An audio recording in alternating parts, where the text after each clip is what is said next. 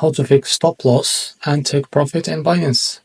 Now use the right order type. Now by going to trade and now select the spot from the top bar. And as you can see in here, you can select the OCO. So in the spot trading, the TP and SL is done using OCO. One cancels the other orders.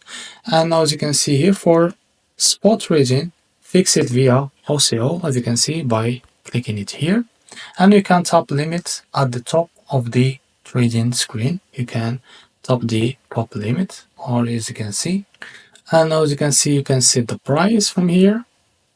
And the stop, you can select it from here. You can just click on this plus from here. And now the limit from here, you can, the actual price you want to sell after stop is triggered. You can type it here, as you can see.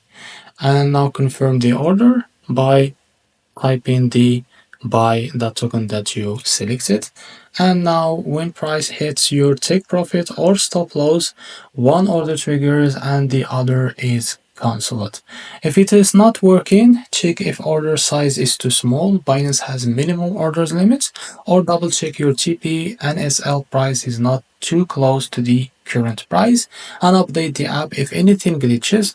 For spot, remember you must hold the assets before placing the OCO.